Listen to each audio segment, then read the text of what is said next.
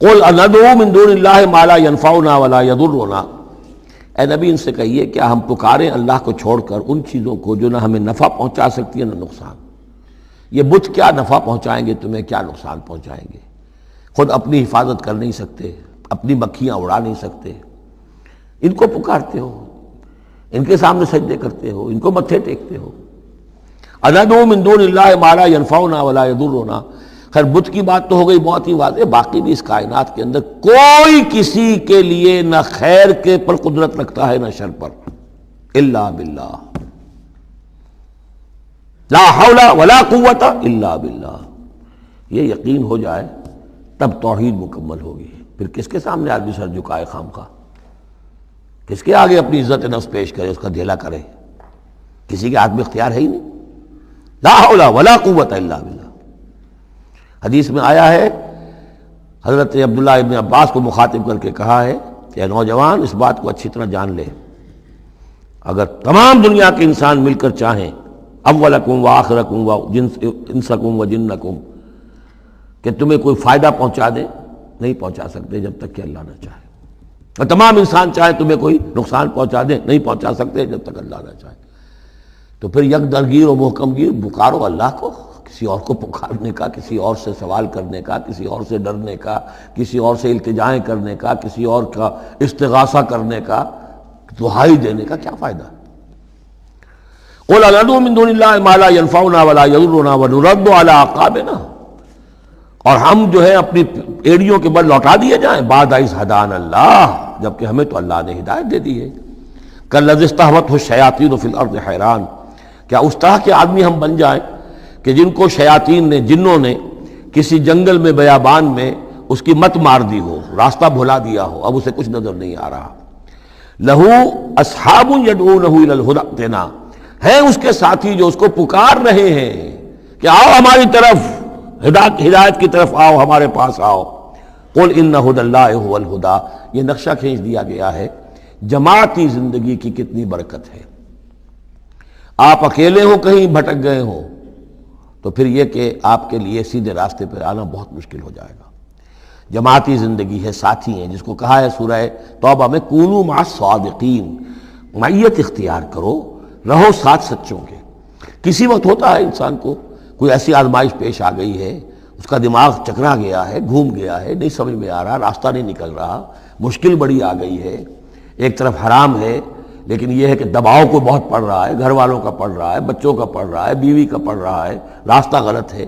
اس میں یہ ہے کہ ایسے وقت میں بسا اوقات پھر اگر رفقا ہیں، ساتھی ہیں، آپ کے کامریڈز ہیں، آپ کے کولیگز ہیں، اس کے ساتھ وہ پکارتے ہیں، ساتھ ہاتھ جو ہے آپ کا تھام کر آپ کو سہارا دیتے ہیں۔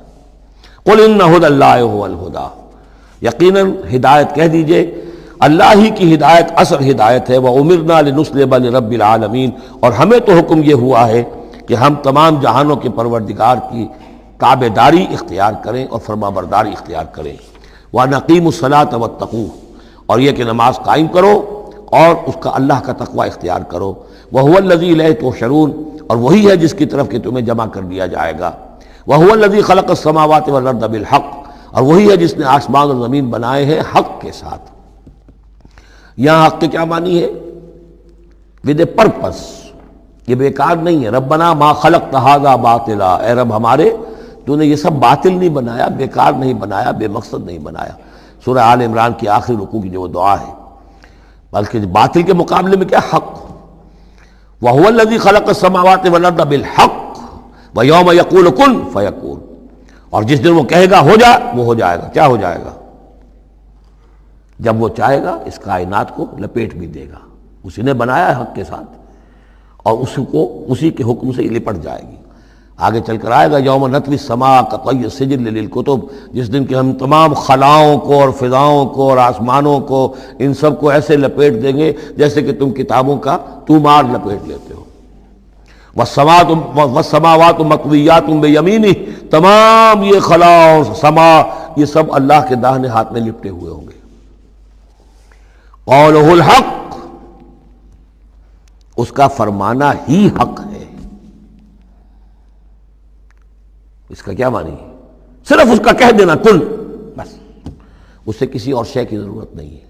کوئی ذریعہ، کوئی میٹر، کوئی انرجی، کچھ نہیں۔ قولہ الحق، اس کا فرمانا ہی برحق ہے، اس کا کہہ دینا ہی برحق ہے۔ کن فیکون، یوم یقول کن فیکون قولہ الحق، وَلَهُ الْمُلْكُ یوم يُنفخ فِي الصُّورِ، اور اسی کے لیے ہوگی بادشاہی اس دن جس دن کے سور میں پھونکا جائے گا۔ اگرچہ حقیقت میں تو بادشاہی اب بھی اسی کی ہے، لیکن ابھی جھوٹے سچے بادشاہ بیٹھے ہوئے ہیں۔ یہ سب جو ہیں یہ سب نسیہ منسیہ ہو جائیں گے۔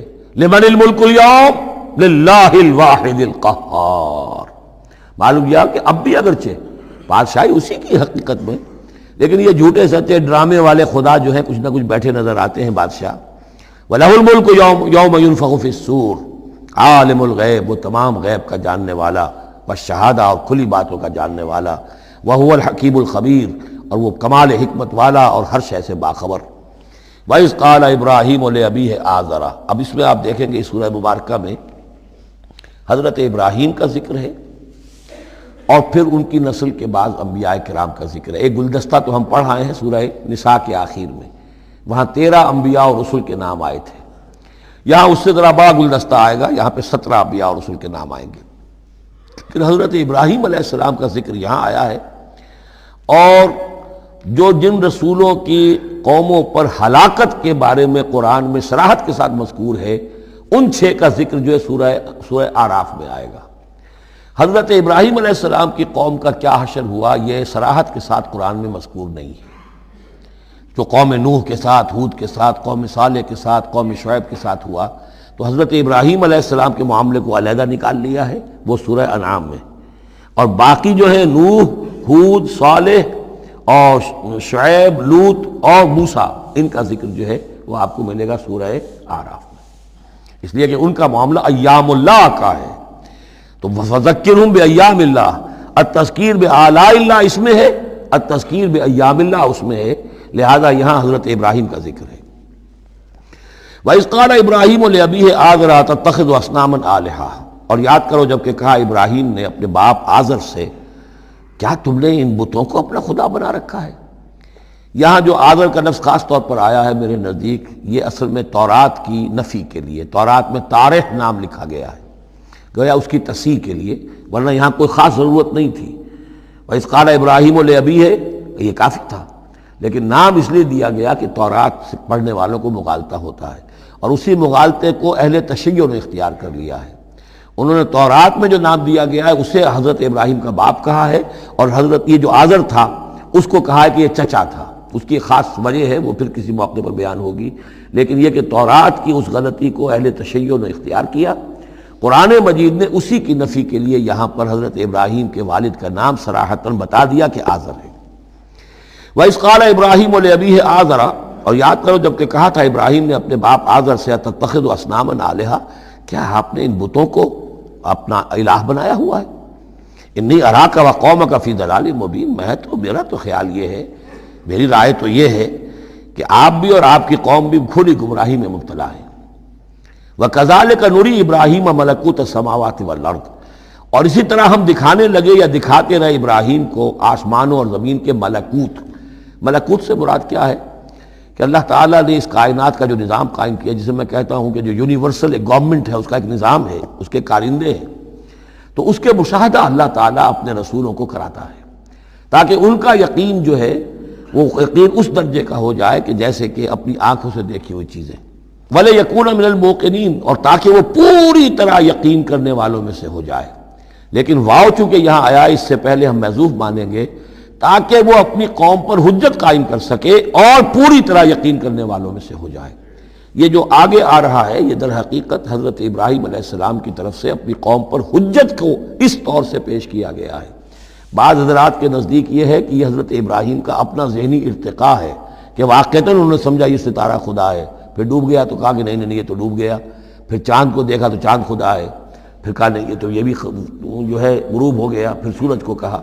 تو یہ بات اصل میں بعض حضرات کی رائے ہے یہ، اور الفاظ سے کچھ متبادر بھی ہوتا ہے، لیکن یہ ہے کہ زیادہ صحیح رائے جس سے کہ آگے آ جائے گا وَتِلْكَ حُجَّتُنَا آتَيْنَاهَا إِبْرَاهِيمَ عَلَىٰ قَوْمِهِ، تو معلوم ہوتا ہے کہ یہ اصل میں حضرت ابراہیم علیہ السلام نے حجت قائم کرنے کے لیے یہ تدریج اختیار کی اپنی قوم کو سمجھانے کے لیے، اور حضرت ابراہیم علیہ السلام اللہ کے نبی تھے، اور نبی کوئی بھی زندگی کے کسی بھی مرحلے پر مشرک نہیں ہوتا، اس کی شریعت، اس کی سرشت اتنی خالص ہوتی ہے۔ صدیقین مشرک نہیں ہوتے، نبی تو ان سے بھی اونچے درجے کے ہیں۔ حضرت ابو بکر نے کبھی شرک نہیں کیا، حضرت عثمان نے کبھی شرک نہیں کیا، جو صدیقین ہیں صحابہ میں سے۔ وَكَذَلِكَ نُرِي إِبْرَاهِيمَ مَلَكُوتَ السَّمَاوَاتِ وَالْأَرْضِ وَلِيَكُونَ مِنَ الْمُوقِنِينَ فَلَمَّا جَنَّ عَلَيْهِ اللَّيْلُ، جب ان پر رات جو ہے اس نے تاریکی کر دی، رَأَىٰ كَوْكَبًا، انہوں نے دیکھا ایک چمکدار ستارے کو، قَالَ هَٰذَا رَبِّي، انہوں نے کہا یہ میرا رب ہے۔ یہ گویا کہ کہنے کیا، ہاں یہ میرا رب ہے۔ اب یہ سوالیہ انداز بھی ہو سکتا ہے، ود سائن آف ایکسکلیمیشن ہو سکتا ہے کہ لوگوں کو کہنے کے لیے کہ یہ رب ہے، یہ انٹروگیشن کا بھی ہو سکتا ہے۔ هَٰذَا رَبِّي فَلَمَّا أَفَلَ قَالَ لَا أُحِبُّ الْآفِلِينَ، جب وہ ڈوب گیا تو کہا بھائی یہ ڈوب جانے والی شے تو پھر میں تو پسند نہیں کر سکتا کہ میں اس کو اپنا خدا مان لوں۔ یہ قوم جو تھی ستارہ پرست بھی تھی، بت پرست بھی تھی، ستارہ پرست بھی تھی، اور نمبر 3 شاہ پرست بھی تھی۔ تینوں قسم کے شرک اس قوم میں موجود تھے کہ جس میں حضرت ابراہیم بھیجے گئے۔ یہ بیبیلونیا یا عراق، آج کا عراق، سابق بیبیلونیا، اس کا ایک شہر اس شہر کے بھی اب کھنڈرات نکل آئے ہیں، کھدائیاں ہو چکی ہیں۔ شہر میں پیدا ہوئے ہیں، پھر وہاں سے ہجرت کر کے فلسطین گئے ہیں، اور پھر حضرت اسماعیل کو آباد کیا ہے حجاز میں، اور اپنے بیٹے حضرت اسحاق کو آباد کیا ہے فلسطین میں۔ تو یہ ان کے ذہن میں رکھیے۔ اور اس وقت عراق میں یہ شرک جو ہے گھٹا ٹوپ اندھیرے تھے کہ ان کے ہاں بت پرستی بھی تھی، ستارہ پرستی بھی تھی، اور تیسرے یہ کہ بادشاہ بھی نمرود جو تھا وہ یہ کہتا تھا کہ میں خدا ہوں۔ اس کا مکالمہ جو ہے جو اس نے کیا تھا محاجہ حضرت ابراہیم سے، وہ سورہ بقرہ میں ہم پڑھ چکے ہیں۔ انا احیی و امید، میں بھی یہ اختیار رکھتا ہوں، جس کو چاہوں زندہ رکھوں، جس کو چاہوں مار دوں۔ فلما رأى القمر بازغا، جب انہوں نے دیکھا چاند چمکتا ہوا، قال ھذا ربی، کہا ہاں یہ معلوم ہوتا ہے کہ یہ ہے رب۔ فلما افل قال لئن لم يهدني ربی، جب وہ بھی ڈوب گیا، غائب ہو گیا، تو انہوں نے کہا کہ اگر میرے رب نے مجھے ہدایت نہ دی تو پھر میں تو قوم ضالین میں سے ہو جاؤں گا۔ گویا کہ ابھی یہ الفاظ ہیں کہ جن سے اشارہ ہوتا ہے کہ شاید ابھی ان کا اپنا ذہنی اور فکری ارتقاء ہو رہا ہے۔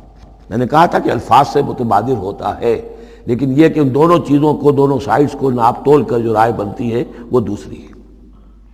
فلما رأى الشمس بازغۃ، جب دیکھا سورج بہت چمکدار، قال ھذا ربی ھذا اکبر، تو فرمایا ہاں یہ ہے رب، یہ سب سے بڑا ہے۔ فلما افلت، جب وہ بھی ڈوب گیا، قال یا قوم انی بریء مما تشرکون، انہوں نے کہا اے میری قوم کے لوگوں میں تو بری ہوں، اعلان برات کرتا ہوں ان سب سے جنہیں تم شریک ٹھہرا رہے ہو۔ انی وجہت وجہی للذی فطر السماوات والارض حنیفا، میں نے تو اپنا رخ کر لیا ہے، اپنا چہرہ جو ہے ادھر کر لیا ہے اس ہستی کی طرف جس نے آسمانوں اور زمین کو بنایا یکسو ہو کر، وما انا من المشرکین، اور میں مشرکوں میں سے نہیں ہوں۔ وحاجہ قومہ، اب اس پر محاجہ کیا ان سے ان کی قوم نے، وہ حجت بازی شروع کر دی، یہ تم نے کیا کہہ دیا؟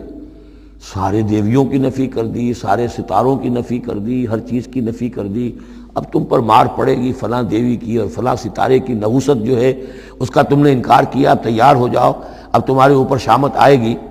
قال تحاجونی فی اللہ وقد ہدان، انہوں نے فرمایا مجھ سے محاجہ کر رہے، حجت بازو کر رہے اللہ کے بارے میں، جبکہ اس نے تو مجھے ہدایت دے دی ہے، مجھے تو اللہ نے ہدایت دی ہے۔ ولا اخاف ما تشرکون بہ، اور مجھے کوئی خوف نہیں ان ہستیوں کا جنہیں تم شریک ٹھہرا رہے ہو، مجھے کوئی خوف نہیں۔ الا یشاء ربی شیئا، ہاں اللہ کو چاہے میرے ساتھ کہ کوئی تکلیف مجھے آ جائے، کوئی آزمائش آ جائے تو ٹھیک ہے، میرا رب ہے، لیکن مجھے کوئی کسی کا ڈر نہیں، نہ تمہارے کسی دیوی کا، نہ دیوتا کا، نہ کسی ستارے کی نحوست کا، اور نہ کسی اور کا۔ لا اخاف ما تشرکون بہ، تم جس کا مجھے ڈراوا دے رہے ہو مجھے ان میں سے کسی کا کوئی خوف نہیں۔ الا یشاء ربی شیئا، الا یہ کہ میرا رب میرے لیے کچھ چاہے، جو چاہے۔ وسع ربی کل شیء علما، یقیناً میرا رب جو ہے وہ تو ہر شے کے علم کے اعتبار سے احاطہ کیے ہوئے ہے۔ افلا تتذکرون، تو کیا تم عقل سے کام نہیں لیتے، تم نہیں سوچتے، نصیحت اخذ نہیں کرتے؟ وکیف اخاف ما اشرکتم، میں کیسے ڈروں ان سے جنہیں تم نے شریک ٹھہرا رکھا ہے۔ ولا تخافون انکم اشرکتم باللہ، جبکہ تم نہیں ڈرتے کہ تم نے اللہ کے ساتھ شریک ٹھہرا دیے۔ ما لم ينزل به علیکم سلطانا، اور ان ہستیوں کو شریک ٹھہرا دیا ہے جن کے لیے کہ اللہ نے کوئی سلطان کوئی سند نہیں اتاری۔ ہاں اللہ نے اپنی کتابوں میں کوئی سند اتاری ہوتی، عقل انسانی میں اس کی کوئی بنیاد ہوتی تو کوئی بات بھی ہوتی، نہ عقل میں نہ فطرت میں نہ کسی آسمانی کتاب میں کسی معبود کے لیے کوئی گنجائش نہیں ہے ہی نہیں۔ وَكَيْفَ أَخَافُ مَا أَشْرَكْتُمْ وَلَا تَخَافُونَ أَنَّكُمْ أَشْرَكْتُمْ بِاللَّهِ مَا لَمْ يُنَزِّلْ بِهِ عَلَيْكُمْ سُلْطَانًا فَأَيُّ الْفَرِيقَيْنِ أَحَقُّ بِالْأَمْنِ إِن كُنتُمْ تَعْلَمُونَ۔ تو اگر تم علم رکھتے ہو تو بتاؤ دونوں فریقین میں سے، یعنی ایک موحد ہے، ایک اللہ واحد پر ایمان رکھتا ہے، ساری قوت اس کے ہاتھ میں ہے، سارا اقتدار اس کا ہے، ہر شے اس کے قبضہ قدرت میں ہے۔ ایک وہ ہے کہ جو اس کو ماننے کے ساتھ ساتھ کچھ اور چھوٹے دیوی دیوتا سینکڑوں جو ہیں وہ ان کو بھی مانتے ہیں۔ امن اور چین اور سکون کس کو میسر آئے گا؟ قلبی چین، روحانی اطمینان اور سکون۔ ای الفریقین احق بالامن، ان دونوں میں سے موحدین اور مشرکین میں سے امن، سکون، اطمینان، چین اور راحت کا کون زیادہ حقدار ہے؟ بتاؤ اگر تم جانتے ہو۔ اور اس کا جواب خود دیا، الذین آمنوا ولم یلبسوا ایمانہم بظلم، یقیناً وہ لوگ جو ایمان لائیں اور اپنے ایمان پر کسی طرح کے شرک کی آلودگی نہ ہونے دیں۔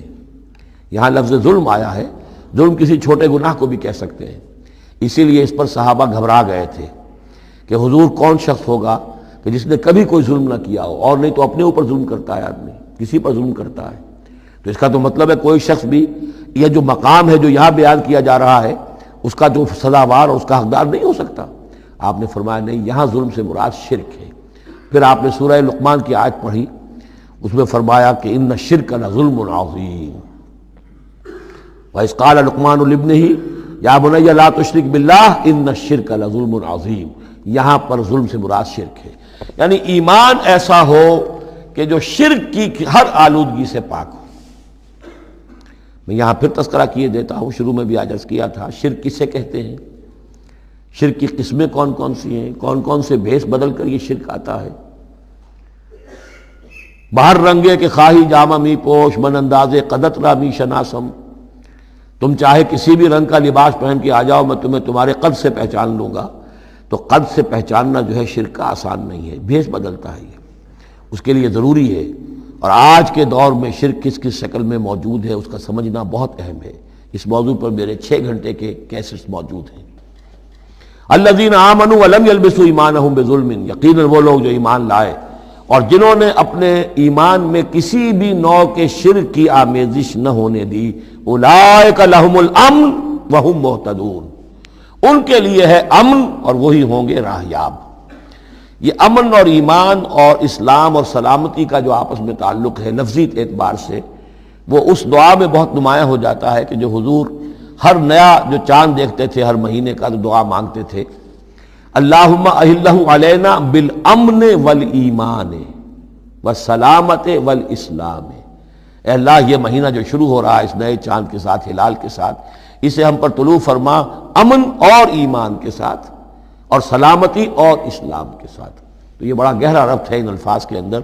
میرا چھوٹا سا کتابچہ ہے قرآن اور امن عالم، آج سے شاید کوئی میں سمجھتا ہوں کہ 30-32 سال پہلے کی تقریر تھی میری، لیکن وہ ان موضوعات پر میں سمجھتا ہوں کہ بہت مختصر لیکن بہت مفید ہے۔ فرمایا وَتِلْكَ حُجَّتُنَا آتَيْنَاهَا إِبْرَاهِيمَ عَلَىٰ قَوْمِهِ، اس کا میں حوالہ دے رہا تھا۔ یہ پوری سرگوشت بیان کر کے اب فرمایا یہ ہماری وہ حجت تھی جو ہم نے ابراہیم کو عطا کی اس کے قوم کے خلاف۔ یہ سارا محاجہ حضرت ابراہیم اپنی قوم سے کر رہے تھے۔ بظاہر اس کو توریہ کہتے ہیں، ایک ہوتا ہے جھوٹ بولنا، ایک ہوتا ہے توریہ۔ توریہ یہ ہے کہ آپ کہیں کوئی بات ایسی جو جھوٹ تو نہیں ہے لیکن جس سے سننے والا مغالطے میں مبتلا ہو جائے۔ مثلا حضرت شیخ الہند رحمۃ اللہ علیہ کا واقعہ ہے، جس زمانے میں ان کے وارنٹ نکلے ہوئے تھے اور وہ حرمین شریفین میں تھے، مکہ مکرمہ میں تھے، وارنٹ نکلا ہوا ہے اور شریف حسین والی مکہ جو ہے اس کے سپاہی ڈھونڈتے پھر رہے ہیں کہ کہاں ہے وہ مولوی ہندوستانی جو ہے جو باغی ہے انگریزوں کا، اس کو پکڑا جائے۔ اب یہ ایک جگہ پر یہ کہیں کھڑے ہوئے تھے تو ایک شرطے نے آ کر جو وہاں کا سپاہی تھا پوچھا ان کے بارے میں محمود الحسن کو جانتے ہو؟ کہ یہاں جانتا ہوں۔ وہ کہاں ہے؟ محمود الحسن کہاں ہے؟ تھوڑا سا 2 قدم پیچھے ہٹ کے کہا ابھی یہیں تھے۔ جھوٹ تو نہیں بولا نا، دو قدم پیچھے ہٹ کر کہا ابھی یہیں تھے، بالکل سچ بولا، اس نے سمجھا ابھی یہیں تھے، دوڑا ادھر، دوڑ گیا، اپنے نکل گئے۔ اس کا نام ہے توریہ۔ یہ جھوٹ بھی نہیں ہے لیکن یہ کہ سننے والے کو مغالطہ بھی ہو گیا۔ اصل میں حضرت ابراہیم علیہ السلام کے کلام میں یہ توریہ کا انداز جو ہے وہ بہت ہے، تاکہ لوگوں کو، جیسے جب بتوں کو سب کو توڑ دیا تو کہا کہ اس نے توڑا ہوگا، یہ جو بڑا ہے، جو صحیح سالم کھڑا ہوا ہے بڑا بت، اور تیشا بھی جو ہے جس سے توڑا تھا سب کو، وہ اس کی گردن میں لگا دیا کہ یہ جو ہے جو آلہ ہے، آلہ واردات بھی اسی کے پاس سے برآمد ہو رہا ہے، اور یہ سالم ہے، باقی سب ٹوٹ گئے ہیں، تو قرائن کی شہادت بھی ہے کہ یہی ہے، پکڑو اس کو۔ تو یہ ہوتا ہے ان کو سمجھانے کے لیے کہ وہ سوچیں، دروں بینی پر آمادہ ہو جائیں۔ تو یہ ہے میرے نزدیک ان آیات کا محل یہ ہے۔ وَتِلْكَ حُجَّتُنَا آتَيْنَاهَا إِبْرَاهِيمَ عَلَىٰ قَوْمِهِ، اور یہ ہماری وہ دلیل تھی جو ہم نے عطا فرمائی ابراہیم کو اس کی قوم کے خلاف۔ نرفع درجات من نشاء، ہم بلند کرتے ہیں درجے جن کے چاہتے ہیں۔ اب ظاہر بات ہے یہاں کہنے کا مقصد یہ ہم نے ابراہیم کے درجے بہت بلند کیے۔ ان ربک حکیم علیم، یقیناً تیرا رب حکیم اور علیم ہے۔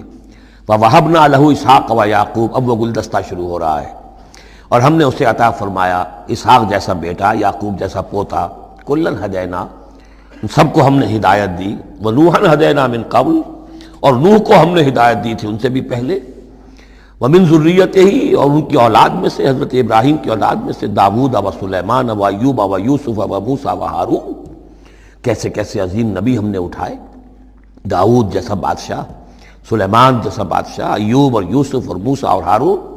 وَكَذَلِكَ نَجْزِي الْمُحْسِنِينَ، اسی طرح ہم بدلہ دیتے ہیں محسنین کو۔ یہ لوگ ظاہر بات ہے کہ ایمان کی اس بلند ترین منزل پر فائز تھے جس کو ہم پڑھا ہے سورہ مائدہ میں کہ ثُمَّ اتَّقَوْا وَأَحْسَنُوا وَاللَّهُ يُحِبُّ الْمُحْسِنِينَ۔ وَزَكَرِيَّا وَيَحْيَا وَعِیسیٰ وَإِلیاس، مزید برآں زکریا جیسے نبی، یحییٰ جیسے نبی، عیسیٰ علیہ السلام، وإلیاس کل من الصالحین، یہ سب کے سب نیک بختوں میں سے تھے۔ وإسماعیل وَالْیسع وَیونس وَلوطا، اور اسماعیل اور الیسع اور یونس اور لوط، وَكُلًّا فَضَّلْنَا عَلَى الْعَالَمِينَ، سب کو ہم نے تمام جہان والوں پر فضیلت دی۔ وَمِنْ آبائِهِمْ، اور ان کے آباء و اجداد میں سے بھی، وذریاتہم، اور ان کی نسلوں میں سے بھی، واخوانہم، اور ان کے بھائیوں میں سے بھی، واجتبیناہم، ہم نے ان کو چن لیا، پسند کر لیا، سلیکٹ کر لیا، وہدیناہم الی صراط مستقیم، اور ہم نے ان کو ہدایت دی سیدھے راستے کی طرف۔ ذالک ھدی اللہ یہدی بہ من یشاء من عبادہ، یہ اللہ کی وہ ہدایت ہے جس کی وہ ہدایت بخشتا ہے جس کو چاہتا ہے اپنے بندوں میں سے۔ وَلَوْ أَشْرَكُوا، اور اگر بالفرض وہ بھی شرک کرتے، لَحَبِطَ عَنْهُمْ مَا كَانُوا يَعْمَلُونَ، ان کے بھی سارے اعمال حبط ہو جاتے۔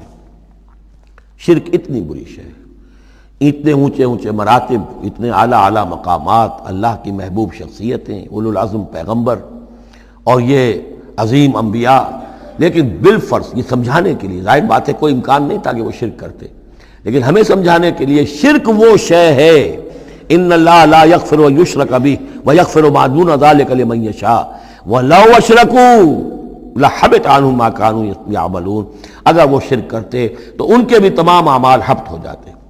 اولئک الذین آتیناہم الکتاب والحکم والنبوۃ، یہ وہ لوگ ہیں جن کو ہم نے کتاب دی، اپنی حکمت اور شریعت سے نوازا، نبوت سے سرفراز فرمایا۔